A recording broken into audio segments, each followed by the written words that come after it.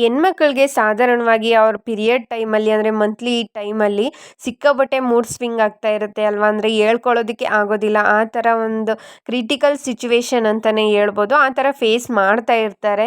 ಅಂದರೆ ಯಾವಾಗ ಕೋಪ ಬರುತ್ತೆ, ಯಾವಾಗ ಅಳು ಬರುತ್ತೆ, ಒಂಥರ ಬೇಜಾರಾಗ್ತಾ ಇರುತ್ತೆ, ಒಂಥರ ಡಿಫ್ರೆಂಟಾಗಿ ಮೂಡ್ ಸ್ವಿಂಗ್ಸ್ ಆಗ್ತಾನೆ ಇರುತ್ತೆ ಅಲ್ವಾ. ಸೊ ಒಂಥರ ಹೆಂಗೆ ಆ ಸಿಚುವೇಶನ್ನ ಹ್ಯಾಂಡಲ್ ಮಾಡೋದು, ಯಾವ ಥರ ಅದರಿಂದ ರಿಕವರಿ ಆಗೋದು ಅಂತಂದರೆ ಸಿಕ್ಕಾಪಟ್ಟೆ ಟೈಮ್ ಒಂಥರ ಯೋಚನೆ ಮಾಡೋದ್ರಲ್ಲೇ ಕಳೆದೋಗ್ಬಿಟ್ಟಿರ್ತೀವಿ ಆ ಒಂದು ಕೆಲವೊಂದಿಷ್ಟು ದಿನಗಳ ಟೈಮಲ್ಲಿ ಅಂತಲೇ ಹೇಳ್ತೀನಿ.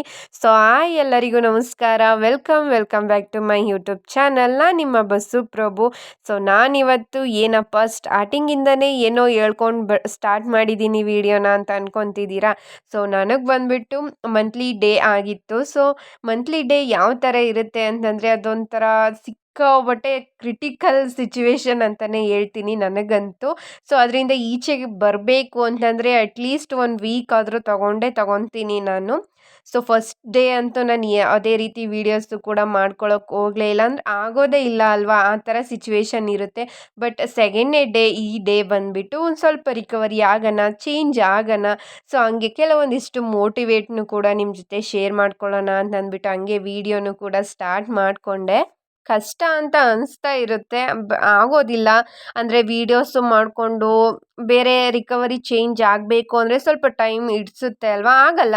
ಸೊ ನಾನು ಕೂಡ ನೋಡೋಣ, ಆದಷ್ಟು ಟ್ರೈ ಮಾಡೋಣ ಅಂತಂದ್ಬಿಟ್ಟು ಬೇಗ ಫ್ರೆಶ್ ಅಪ್ ಎಲ್ಲ ಆಗಿಬಿಟ್ಟು ಹಂಗೇ ಸ್ವಲ್ಪ ಡಿಫ್ರೆಂಟಾಗಿರಲಿ ವೈಬು, ಆ ಮೂಡಿಂದ ಆಚೆಗೆ ಬರಲಿ ಅಂತಂದ್ಬಿಟ್ಟು ನಾನು ನನಗೆ ಇಷ್ಟವಾಗಿರೋ ಕೆಲಸಗಳನ್ನ ಬೇಗ ಮಾಡೋಣ ಅಂತಂದರೆ ಆ ಟೈಮಲ್ಲಿ ಅಡ್ಜಸ್ಟ್ ಆಗಬೇಕಲ್ವಾ, ಅಂತಂದರೆ ಬೇರೆ ಡೈವರ್ಟ್ ಆಗೋಣ ಅಂತಂದ್ಬಿಟ್ಟು ಒಂದು ಸ್ವಲ್ಪ ಫ್ರೆಶ್ ಅಪ್ ಆದೆ. ಅದಾದಮೇಲೆ ಇನ್ನೊಂದೇನಪ್ಪ ಅಂತಂದರೆ ನನಗೆ ಈ ಟೈಮಲ್ಲಿ ಸಿಕ್ಕಾಪಟ್ಟೆ ಐಡಿಯಾಸ್ ಬರ್ತಿರುತ್ತೆ ಅಂತಲೇ ಹೇಳ್ತೀನಿ. ಅದು ಯಾಕೆ ಹಂಗೋ ಹಿಂಗೋ ಅಲ್ಲ, ಎಲ್ಲರಿಗೂ ಹಿಂಗೆ ಆಗುತ್ತೋ ನನಗಂತೂ ಗೊತ್ತಿಲ್ಲ. ಅಂದರೆ ನನಗೆ ಆ ಟೈಮಲ್ಲಿ ಬಂದುಬಿಟ್ಟು ಏನಾದ್ರು ಥಿಂಕ್ ಮಾಡ್ತಾ ಇರ್ತೀನಿ ಅಂತಂದರೆ ಏನಾದರೂ ಹೊಸ್ದಾಗಿ ಏನಾದರೂ ಕ್ರಿಯೇಟಿವ್ ಆಗಿ ಐಡಿಯಾ ಮಾಡೋದಾಗಿರ್ಬೋದು. ಸೊ ಈ ಥರ ಮಾಡಿದ್ರೆ ಹಿಂಗಾಗುತ್ತೆ, ಅದನ್ನೆಲ್ಲ ಸ್ವಲ್ಪ ಸ್ಕೆಚ್ ಹಾಕ್ಕೊಳ್ಳೋದು, ಬರೆದಿಟ್ಕೊಳ್ಳೋದು. ಸೊ ಈ ಥರ ಮೈಂಡ್ ಸೆಟ್ ಓಡ್ತಾ ಇರುತ್ತೆ.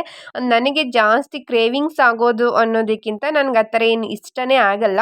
ಬಟ್ ಅಚ್ಚುಕಟ್ಟಾಗಿ ಊಟ ಮಾಡಬೇಕು ಅಂತ ಅನ್ನಿಸ್ತಾ ಇರುತ್ತೆ. ಬಟ್ ಆ ಟೈಮಲ್ಲಿ ಊಟ ಅಂತೂ ಸೇರೋದೇ ಇಲ್ಲ ಬಿಡಿ. ಜಾಸ್ತಿ ಊಟನೂ ಕೂಡ ಮಾಡೋದಕ್ಕೆ ಆಗಲ್ಲ. ಜಸ್ಟ್ ರೆಸ್ಟ್ ಮಾಡೋದಕ್ಕೆ ಟೈಮ್ ಸಿಕ್ಕಿದ್ರೆ ಸಾಕು ಅನ್ನೋ ಥರ ಫೀಲ್ ಇರುತ್ತೆ.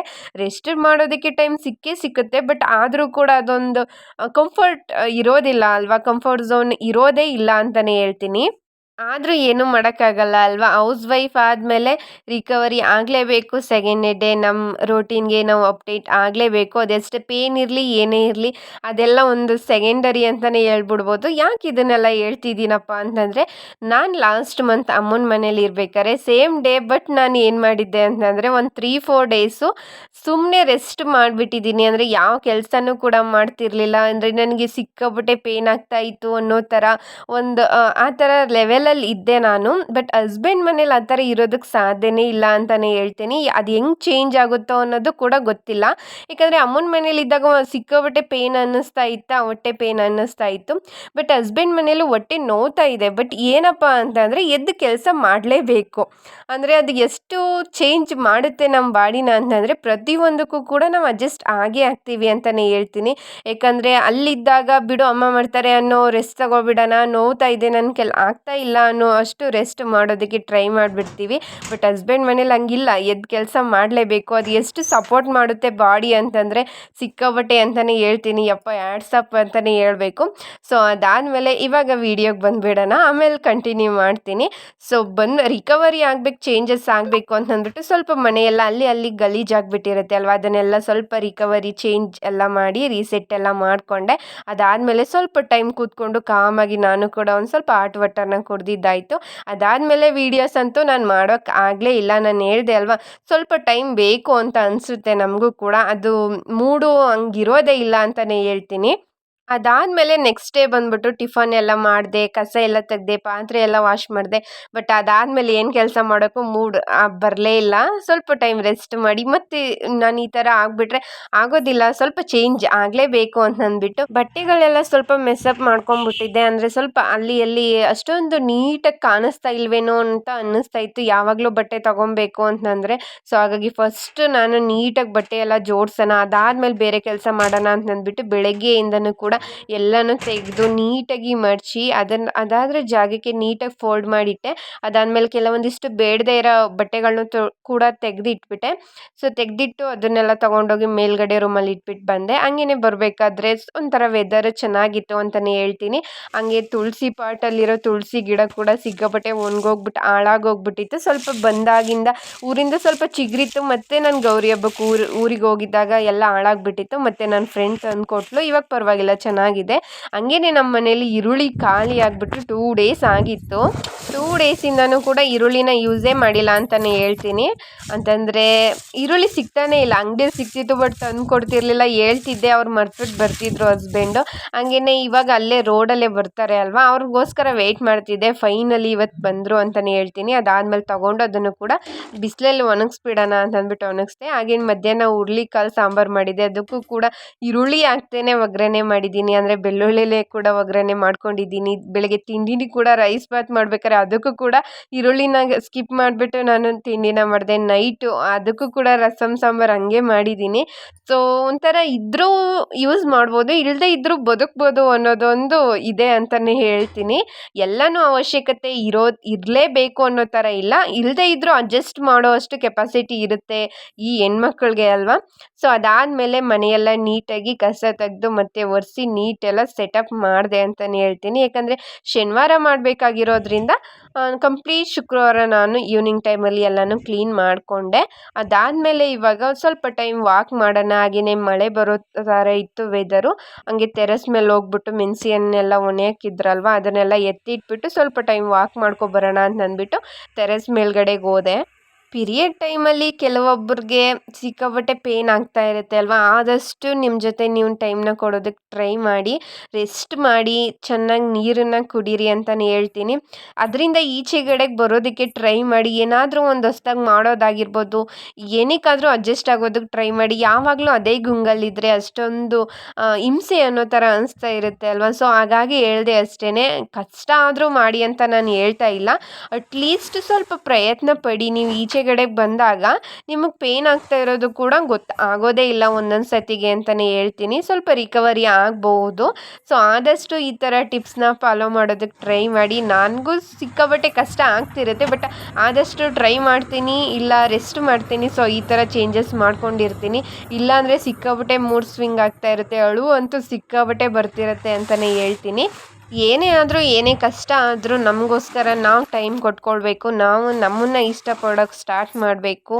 ಆದಷ್ಟು ನಾವು ನಮ್ಮ ಜೊತೆ ಟೈಮ್ ಕೊಡೋದ್ರಿಂದ ಸಿಕ್ಕಾಪಟ್ಟೆ ಪ್ರಾಬ್ಲಮ್ಸ್ಗಳು ಅವಾಯ್ಡ್ ಆಗುತ್ತೆ ಅಂತಲೇ ಹೇಳ್ತೀನಿ. ಏಕೆಂದರೆ ಸುಮ್ಮನೆ ಬೇರೆಯವ್ರಿಗೋಸ್ಕರ ಡಿಪೆಂಡ್ ಆಗೋದನ್ನು ಬಿಟ್ಬಿಡಿ. ಅವ್ರು ನಮಗೆ ಕೇರ್ ಮಾಡಿಲ್ಲ, ಇವ್ರು ನಮಗೆ ಕೇರ್ ಮಾಡಬೇಕಾಗಿತ್ತು ಅಯ್ಯೋ ಅನ್ನೋದಕ್ಕಿಂತ ನಮ್ಮನ್ನು ನಾವು ಕೇರ್ ಮಾಡ್ಕೊಳ್ಳೋದು ಇಂಪಾರ್ಟೆಂಟ್ ಅಂತ ಹೇಳ್ತೀನಿ. ಇದೊಂಥರ ಎಕ್ಸ್ಪೀರಿಯನ್ಸ್ ಕೂಡ ಹೌದು. ಯಾರಿಗಾದ್ರೂ ಮೋಟಿವೇಟ್ ಆಗ್ಬೋದು ಅಂತ ಶೇರ್ ಮಾಡಿಕೊಂಡೆ. ಯಾಕಂದರೆ ಎಕ್ಸ್ಪೀರಿಯನ್ಸ್ ಮಾಡಿದಾಗ ಅದು ನಮಗೆ ಎಕ್ಸ್ಪೀರಿಯನ್ಸ್ ಆಗಿರುತ್ತೆ ಅಲ್ವಾ. ಸೊ ಅದನ್ನು ನಿಮಗೆ ಮೋಟಿವೇಟ್ ಆಗಿ ಟಿಪ್ಸ್ನ ಶೇರ್ ಮಾಡ್ಕೊಳ್ಳೋದು ಯೂಸ್ ಆಗ್ಬೋದು ಅನ್ನೋದು ಮೈಂಡ್ ಸೆಟ್ಟಲ್ಲಿ ಇರುತ್ತೆ. ಸೊ ಹಾಗಾಗಿ ಹಂಗೆ ಶೇರ್ ಮಾಡಿಕೊಂಡೆ. ಮತ್ತು ನಾನು ವಾಕ್ ಮಾಡೋದನ್ನು ಸ್ಕಿಪ್ ಮಾಡಿಬಿಟ್ಟಿದ್ದೀನಿ. ನನ್ನ ಡೇ ರೋಟೀನ ಬೇಗ ಎದ್ದೇಳೋದಾಗಿರ್ಬೋದು, ಎಷ್ಟೋ ಥಿಂಗ್ಸ್ಗಳನ್ನ ನಾನು ಎಷ್ಟು ಮಿಕ್ಸ್ ಮಾಡ್ಕೊತಾ ಇದ್ದೀನಿ ಅಂತಂದರೆ ಈಚೆಗೆ ಬರೋದಕ್ಕೆ ಆಗ್ತಾನೇ ಇಲ್ಲ. ಅಂತಂದರೆ ನಿದ್ದೆಯಿಂದ ಈಚೆಗಡೆಗೆ ಬರೋದಕ್ಕೆ ಆಗ್ತಾಯಿಲ್ಲ. ಅದೇ ಸಮಸ್ಯೆ ನಂದು. ಬೇಗ ಎದ್ದೇಳ್ತಿದ್ದೆ, ಇವಾಗ ಎದ್ದೇಳೋದಕ್ಕೂ ಕೂಡ ಕಷ್ಟ ಆಗ್ತಾಯಿದೆ. ಮತ್ತು ಸಂಜೆ ಟೈಮ್ ವಾಕ್ ಮಾಡ್ತಾಯಿದ್ದೆ. ಸ್ವಲ್ಪ ಹೆಲ್ತಿಯಾಗಿ ಇಟ್ಕೋಬೇಕು ಅಂತ ಯೋಚನೆ ಮಾಡ್ತಿರ್ತೀನಿ, ಬಟ್ ಯಾಕೆ ಗೊತ್ತಿಲ್ಲ ಸ್ವಲ್ಪ ಆ ಕಡೆ ಈ ಕಡೆ ಆಗ್ತಾಯಿದೆ. ಟೈಮಿಂಗ್ ಆಗಿರ್ಬೋದು, ಅಥವಾ ನನ್ನ ಮೂಡ್ ಆಗಿರ್ಬೋದು, ಅಥವಾ ನನ್ನ ರೋಟೀನ್ ಆಗಿರ್ಬೋದು, ಸಿಕ್ಕಾಪಟ್ಟೆ ಒಂಥರ ಆಚೆ ಈಚೆ ಆಗ್ತಾ ಇದೆ. ಆದಷ್ಟು ಬೇಗ ರಿಕವರಿ ಆಗಬೇಕು. ಆದಷ್ಟು ಬೇಗ ಒಂಥರ 7 ಡೇಸ್ ಚಾಲೆಂಜ್ ಅನ್ನೋ ರೀತಿಲಾದರೂ ಬೇಗ ಕಮ್ ಬ್ಯಾಕ್ ಮಾಡಬೇಕು ಅಂತ ಥಿಂಕ್ ಮಾಡ್ತಾ ಇದ್ದೀನಿ. ಸೊ ಹಾಗೆಯೇ ಹಂಗೆ ಸ್ವಲ್ಪ ಟೈಮ್ ಟೆರೆಸ್ ಮೇಲೆ ವಾಕ್ ಮಾಡಿದೆ. ಈ ಕೋತಿಗಳ ಕಾಟ ಅಂತೂ ತಪ್ಪಿದ್ದಲ್ಲ ಅಂತಲೇ ಹೇಳ್ತೀನಿ. ಸೊ ಹಂಗೆ ಕೀಟ್ಲೆ ಎಲ್ಲ ಮಾಡ್ತಿದ್ವಾ, ಅದನ್ನು ಕೂಡ ಒಂದು ಸ್ವಲ್ಪ ಕ್ಯಾಪ್ಚರ್ ಮಾಡಿಕೊಂಡೆ. ಅಲ್ಲಿ ಗಸಗಸೆ ಮರ ಏನು ಕಾಣಿಸ್ತಾ ಇದೆ ನೋಡಿ, ಅಲ್ಲಿಗೆ ಬಂದು ಸಿಕ್ಕಾಪಟ್ಟೆ ಹೆವಿ ಕ್ವಾಟ್ಲೆ ಕೊಡ್ತವೆ. ಅದರಿಂದಾಗಿ ಎಷ್ಟು ತಲೆ ಬಿಸಿ ಅಂತಂದರೆ ಹೇಳೋಕ್ಕಾಗಲ್ಲ, ಅಷ್ಟು ತಲೆ ಬಿಸಿ ಆಗ್ತಾ ಇರುತ್ತೆ. ಅದಾದಮೇಲೆ ನಾನು ಮೇಲ್ಗಡೆ ರೂಮ್ನು ಕೂಡ ಡೀಪ್ ಕ್ಲೀನ್ ಮಾಡಿದೆ ಅಂತಲೇ ಹೇಳ್ತೀನಿ. ಅದು ಯಾವುದು ಕೂಡ ವೀಡಿಯೋಸ್ ನಾನು ಮಾಡ್ಕೊಳ್ಳೋಕೆ ಹೋಗಲಿಲ್ಲ. ವೀಡಿಯೋಸ್ ಮಾಡ್ಕೊತಿದ್ರೆ ನಂಗೆ ಟೈಮ್ ಸಾಗೋಗ್ಬಿಡೋದಿಲ್ಲ ಅಂತ ಅಂದ್ಬಿಟ್ಟು ಕಂಪ್ಲೀಟ್ ಅದನ್ನೆಲ್ಲ ತುಂಬ ಮೆಸ್ಸಿ ಆಗಿಬಿಟ್ಟಿತ್ತು, ಅದನ್ನೆಲ್ಲ ಡೀಪ್ ಕ್ಲೀನ್ ಮಾಡಿಬಿಟ್ಟು ಇವಾಗ ಗೋಧಿ ಇಟ್ಟಿದ್ದಾರೆ ಅಲ್ಲಿ ಮೇಲ್ಗಡೆ. ಅದನ್ನು ಎಷ್ಟು ಸತಿ ತಗೊಂಡು ತಿಂದಿದ್ದೀನಿ ಅಂತಂದರೆ ಲೆಕ್ಕನೇ ಇಲ್ಲ ಅಂತ ಹೇಳ್ಬೋದು. ಸೊ ಅಷ್ಟು ಸರಿ ತಗೊಂಡು ತಿಂದಿದ್ದೀನಿ. ನನ್ನ ಫೇಸ್ ನೋಡ್ತಾ ಇರ್ಬೋದು ಯಾವ ಥರ ಆಗ್ಬಿಟ್ಟಿದೆ ಅಂತ. ಸೊ ಸಿಕ್ಕೋಬಿಟ್ಟೆ ಡೆಲ್ ಹೊಡಿತಾ ಇದೆ ನನ್ನ ಫೇಸ್ ಬಂದ್ಬಿಟ್ಟು. ಸೊ ಆದಷ್ಟು ಬೇಗ ರಿಕವರಿ ಆಗ್ಬಿಟ್ಟು ಚೇಂಜ್ ಆಗೋಣ. ಸೊ ಐ ಹೋಪ್ ಈ ವಿಡಿಯೋ ನಿಮ್ಗೆ ಇಷ್ಟ ಆಯಿತು ಅಂತ ಅಂದ್ಕೊಂಡಿದ್ದೀನಿ. ಸೊ ಇಷ್ಟ ಆದರೆ ಪ್ಲೀಸ್ ಅಂದ್ಬಿಟ್ಟು ಲೈಕ್ ಮಾಡಿ, ಶೇರ್ ಮಾಡಿ, ಕಮೆಂಟ್ ಮಾಡಿ. ಹಾಗೆಯೇ ದಯವಿಟ್ಟು ಸಬ್ಸ್ಕ್ರೈಬ್ ಮಾಡ್ಕೊಂಡು ವಿಡಿಯೋನ ನೋಡಿ ಆಯಿತಾ.